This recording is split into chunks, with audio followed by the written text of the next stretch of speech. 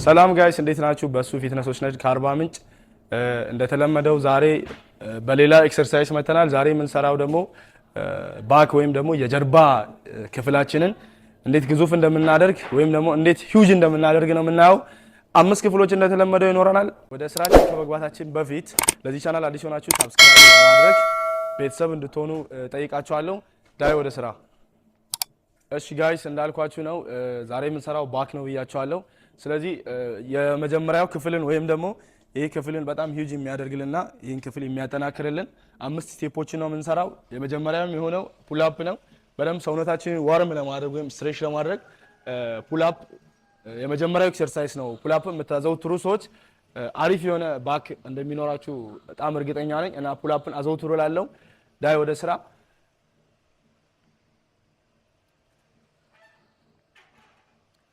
ፑል አፕ በምንሰራ ጊዜ ይሄን ክፍል በደንብ ነው የምናሰፋው። እንደምታዩት ነው ይሄ የአፐሩ ክፍል በጣም ነው የሚሰራው። ስለዚህ ፑል አፕን ከ8 እስከ 10 ባሉ 4 ድግግሞች ብትሰሩ በጣም ተመራጭ ነው። ለጀርባችሁም ወይም ለባክ በጣም አሪፍ ኤክሰርሳይዝ ነው። ስለዚህ ፑል አፕን በጣም አዘውትሩ።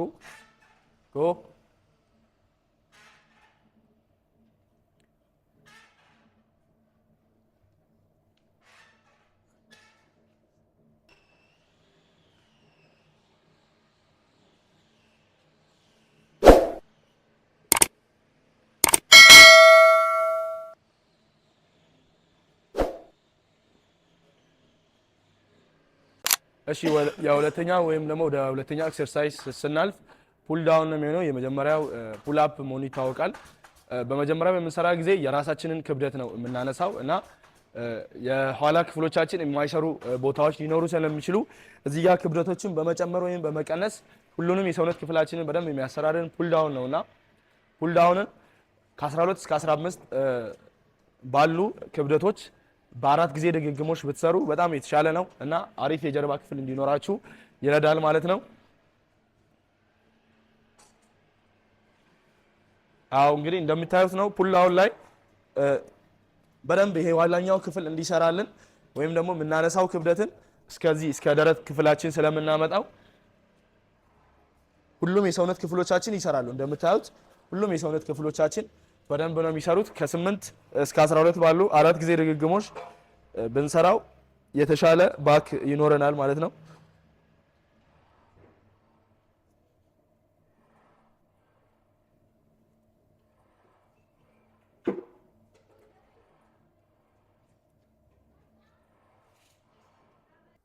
እሺ ሶስተኛው ክፍል የሚሆነው ወይም ሶስተኛው ኤክሰርሳይዝ የሚሆነው ለቼስት በምንገፋው ኬብል ላይ ወይም ለቼስት በምንሰራው ኬብል እኚህ ሁለቱን በመጠቀም ትይዩ በማድረግ በደንብ የጀርባ ክፍላችን እንዲሰራ ይሄ በጣም ይረዳል።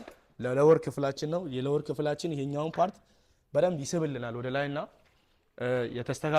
የተስተካከለ የሰውነት ክፍል ወይም ደግሞ የተስተካከለ ጀርባ እንዲኖረን ነው የሚያደርገው። ስለዚህ ወደዚህ ኤክሰርሳይዝ እናልፋለን። ዳይ ይህንንም ተመሳሳይ ነው የምንሰራው ከ8 እስከ 12 ለጀማሪዎች። ጀማሪ ያልሆናችሁ ደግሞ ከ15 እስከ 20 ባለ ድግግሞች 4 ዙር ብትሰሩት የተሻለ ነው። ይህ እንደምታዩት ነው። አጥብበን በምንሰራበት ጊዜ ይህን ክፍል በደንብ ያሰራልናል። ይህንም ክፍል ነው በደንብ የሚያሰራልን። ስለዚህ ይህን ክፍል በጣም በመደጋገም የተሻለ ባክ እንዲኖረን ማድረግ ትችላላችሁ። እሺ ለማሳየት ያክል ልሞክረውና ታያላችሁ ማለት ነው።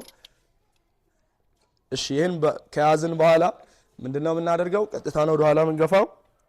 እስቲ ይሄው ሰውነታችንን ብዙም ሳናነቃንቅ ወይም ሳይንቀሳቀስ ሰውነታችን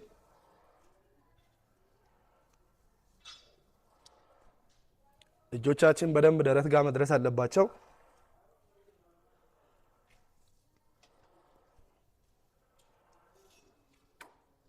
ስለዚህ እሺ ጋይስ ሶስተኛው ስቴፓችን የሚሆነው ባርቤል ሮው ነው። ባርቤል ሮው በደንብ የጀርባ ክፍላችን የሚያሰራው ክፍል ነው። እስቲ እናያለን ባርቤል ሮው።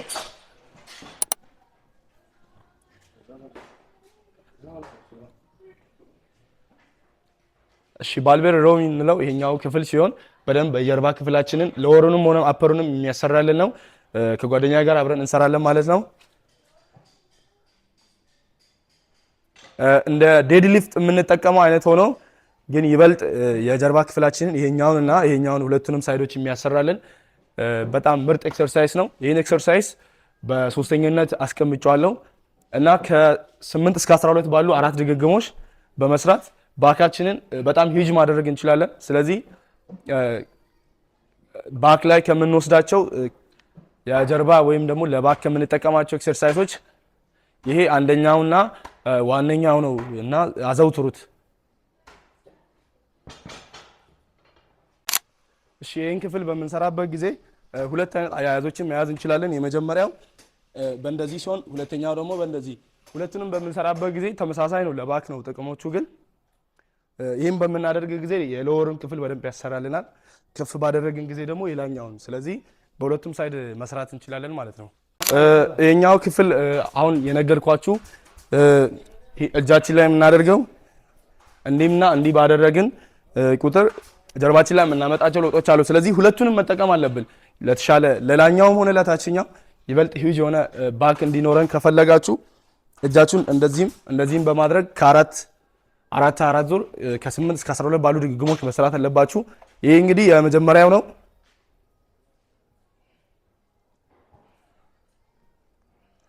በደንብ ነው ይሄን ክፍል የሚያሰራው። እጃችን እንደዚህ ባደረግን ቁጥር ይሄን ክፍል በደንብ ያሰራልናል ማለት ነው። ይሄን የምታዩትን የሎወር ክፍል በደንብ ያሰራልናል እንደዚህ ይዘን በእጃችን ስንሰራ። እሺ ጋይስ አራተኛው ስቴፕ ላይ ደርሰናል። ሲትድ ሮው የምንለው ሌላኛው የጀርባ ክፍላችንን በጣም ሂጅ የሚያደርግልን ወይም ደግሞ በደንብ በወሰድን ጊዜ የሚለጥጥልን ወይም ስትሬች የሚያደርግልን የጀርባ ክፍላችንን የሚያሰፋልን የሚለጥጥልን አይነት ኤክሰርሳይዝ ነው። እስቲ እሱን ኤክሰርሳይዝ እናያለን። ዳይ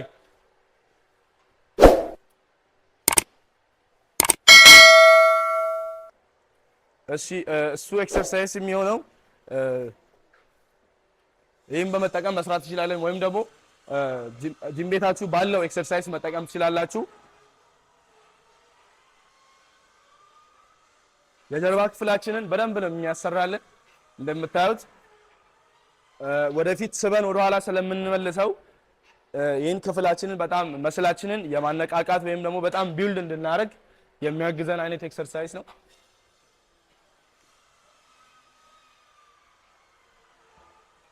ይህን በጣም የአፐሩን የባክ ክፍል በጣም ያግዝልናል ወይም ደግሞ ሂውጅ እንዲሆን የሚያደርገን አይነት ኤክሰርሳይዝ ነው። ይህን ኤክሰርሳይዝም ከ12 እስከ 15 ባሉ ድግግሞች 4 ዙር ብትሰሩት ባካችሁ የተሻለ አይነት ሼፕ እንዲኖረው ይረዳችኋል ማለት ነው።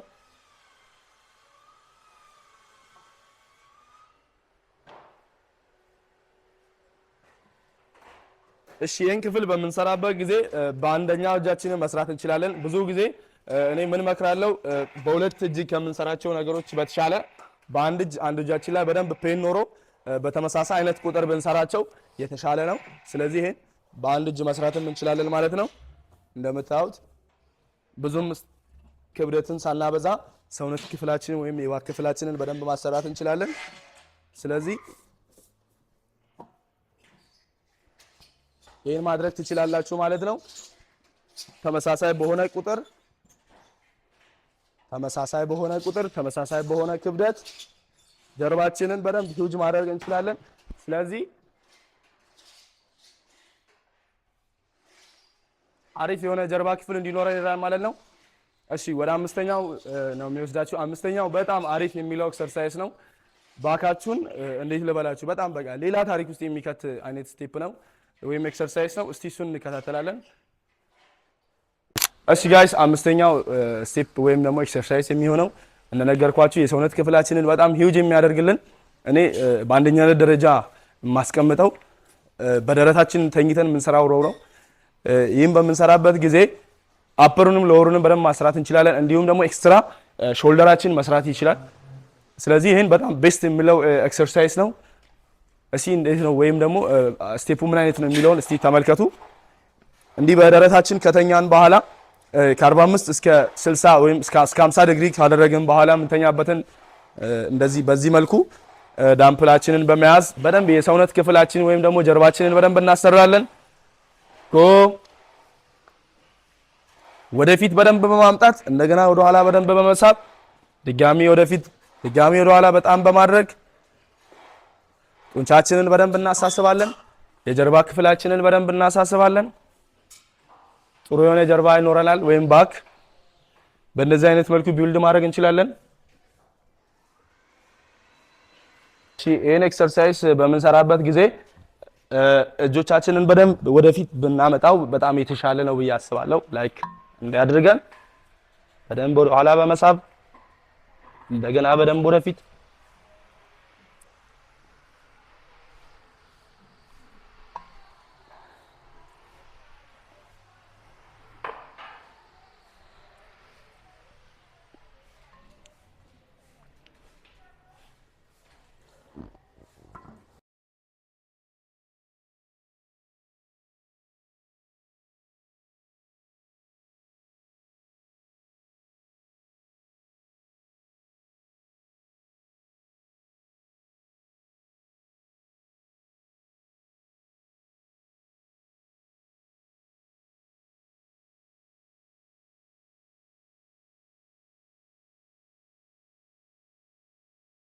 እሺ 5 የሰጧችሁን ወይም ያሳየኋችሁ ኤክሰርሳይዝ ይህን ይመስላል። ጀርባችንን በጣም ሂውጅ ለማድረግ ወይም ደግሞ ጀርባችንን ለማሳደግ የሚረዱ አምስት ኤክሰርሳይዞችን ነበር ያሳየኋችሁ። እነዚህን ኤክሰርሳይዞችን ብትተገብሩ በሳምንት ውስጥ 3 ብትሰሩ ላይክ ሰኞ፣ ሐሙስ ወይም ደግሞ ቅዳሜ በሳምንት 3 ጊዜ ከ4 እስከ 12 ባሉ ድግሞች እነዚህ 5 ስቴፖች ብትሰሩ የተሻለ ባክ ይኖራችኋል ብዬ ሪኮመንድ አደርጋችኋለሁ። ለዚህ ቻናል አዲስ የሆናችሁ ቻናሉን ሰብስክራይብ በማድረግ አበረታቱኝ። የተለያዩ ጥያቄዎች ካላችሁ እንድሰራላችሁ የምትፈልጉት የቪዲዮ ካለ የትኛውን ፓርት አላድግ ያላችሁ ፓርት ወይም ደግሞ ሂውጅ ማድረግ የምትፈልጉት የሰውነት ክፍል ካላችሁ በዛ አጋጣሚ ኮመንት ላይ አስቀምጡልኝ። አመሰግናለሁ። በሌላ ክፍል እንገናኛለን። ቸር ሰንብቱልኝ።